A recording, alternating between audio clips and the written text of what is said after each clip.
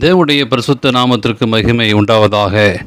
இந்த காலை வேளையில் உங்கள் அனைவரையும் ஆண்டவராகிய இயேசு கிறிஸ்துவின் இன்ப நாமத்தில் உங்களை அன்போடு கூட வாழ்த்தி வரவேற்கிறேன். விண்துளிகள் வாயிலாக இந்த நாளில் சந்திப்பதிலே மிகுந்த மகிழ்ச்சி அடைகிறேன். இந்த நாளின் செய்தியின் தலைப்பானது நன்மையை நினைத்து பாருங்கள்.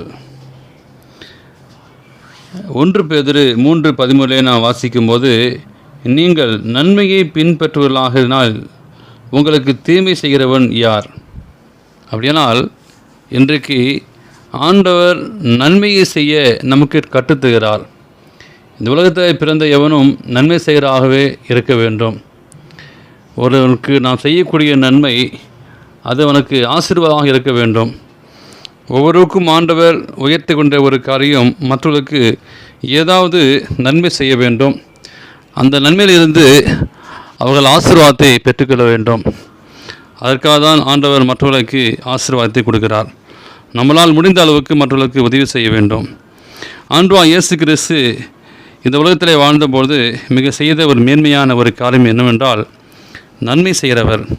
அப்போஸ்தலர் 9:10 வாசிக்கும் போது, நசரேயனாகிய இயேசுவை தேவன் பரிசுத்த ஆவியாராகவும் வல்லமையாகவும் அபிஷேகம் பண்ணினார். தேவன் அவரோடு கூட இருந்தபடியால் அவர் நன்மை செய்வதாகவே சுற்றித் திறந்தார் என்று சொல்லி வாசிக்கிறோம். இரண்டாவதாக, சங்கீதம் என்ற புத்தகத்திலே தாவீது சொல்லக்கூடிய ஒரு காரியம், சங்கீதம் 13:6 வாசிக்கிறோம். கர்த்தர் எனக்கு நன்மை செய்தபடியால் அவரை பாடுவேன் என்று சொல்லி இங்கே துதித்து பாடுகிறார். தாவீது ஆண்டவராகிய இயேசு கிறிஸ்து ஆடு மேய்த்த அந்த மகனை கொண்டு வந்து பெரிய ராஜாவாக்கினார். அவர் செய்த நன்மைகள் ஏராளம். அதனால்தான் சங்கீதம் என்ற ஒரு பாடல் புஸ்தகத்தை ஆண்டவருக்காக அவர் புகழ்ந்து பாடிய ஒரு பாடல் தான் சங்கீதம் வரும். அதனால்தான் அவரை புகழ்ந்து பாடுகிறார் என்று சொல்லி நாம் வாசித்தோம். சங்கீதம் 31:19 வாசிக்கும்போது மிகவும் அழகாக சொல்கிறார். ஆண்டவர் நமக்கு கற்றுத்தர ஒரு 3வது பாடம் என்று பார்க்கும்போது, அவருக்கு பயந்தவர்கள் செய்ய வேண்டிய ஒரு காரியம்.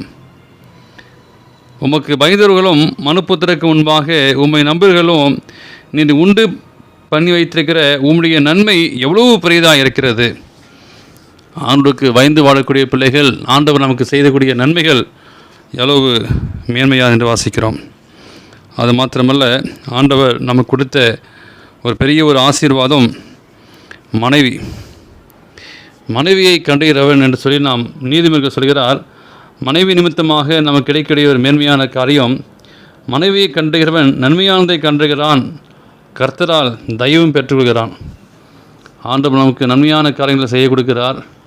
ஒரு மனிதன் தனியாக இருக்க நல்லது என்று சொல்லி ஆதாமையும் ஏவாளையும் கொடுத்து அவனுக்கு ஏற்ற என்று பார்க்கும்போது எல்லா காரியங்களையும், ஒரு மனிதனுக்கு ஏற்ற எல்லா நன்மையான காரியங்களை செய்யக்கூடியவள் மனைவியானவள்.